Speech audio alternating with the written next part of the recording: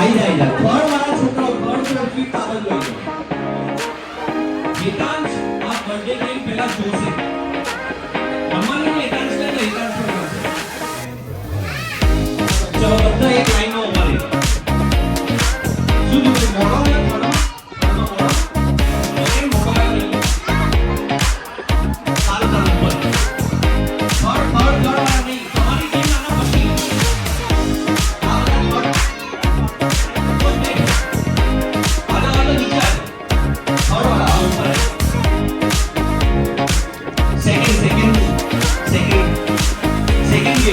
અત્યારે પહેલા આ પાર્ટને રમાડી પછી બીજા પાર્ટને રમાડી અહીંયા બેસી જાઓ આમ બેસી જાઓ એક લાઈનમાં અરે નો ફર્સ્ટ વન જો હજી બીજું કોઈ નાનું છોકરું કઈ ક્લાસમાં બેટા હે ફર્સ્ટ માં ને આમાં સાચું બોલ કઈ ક્લાસમાં કોણે કીધું તને આવું ફર્સ્ટ માં પણ કોણે કીધું મમ્મી કીધું છે ને તારી પણ ખાલી મમ્મી રહી છે ને અહીંયા મને લાગે આ બધી મમ્મીઓ છે ને પ્લાન લઈને પોતાના હસબન્ડ ને કીધું આયે તમે જાઓ અમને અમારા રજા આપો અને મજા કરવા દો આઈ જા બેટા તું ઊભો થઈ જા ત્યાં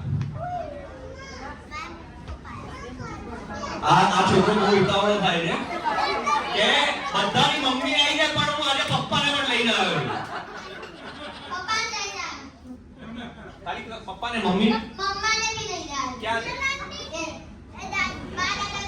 અરે બધાને ક્યાં આપણે આખું બાયોડેટા થોડી લેવાનું થાય પપ્પા બોલે પપ્પાને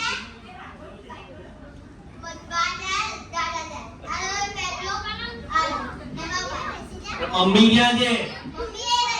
અને પપ્પાની બાજુમાં બેઠા મમ્મી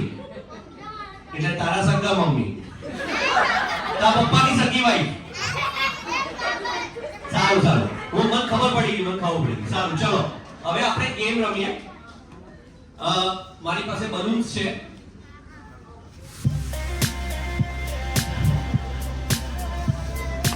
આ પેરેન્ટ્સ ને જેટલા પપ્પા મમ્મી કે કોઈ પણ એક જણો અહીં આવી ગયા મમ્મી હોય તો બધા મમ્મી આવી ગયા જે પેરેન્ટ્સ છે એમના મતે આપનો જિંદગી તો આ બધા મજબૂરી કરે તમારે મજબૂરી કરવી થોડું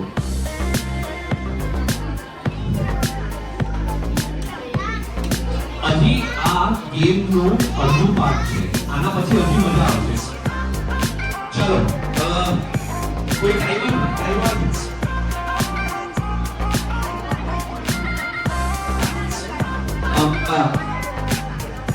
મોટા વડીલ ભાઈ અને નાનો એવું ના બોલા મોટો સાંભળો યસ સાંભળો જેટલી હવા સધી વાઈફ પોતાના હસબન્ડની કાઢે આજે બધી નીકળી જશે આજે બધી હવા નીકળી જશે એક હિન્ટ આપું બલૂન જેટલું મોટું હશે ને એટલું ફાયદામંદ રહેશે છોકરાઓએ બલૂન પકડી રાખવાનું છે જલ્દી તું લઈને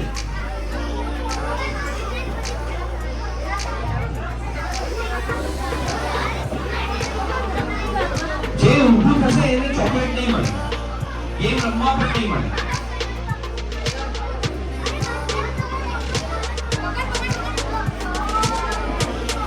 પકડ માંડ ખુલાયા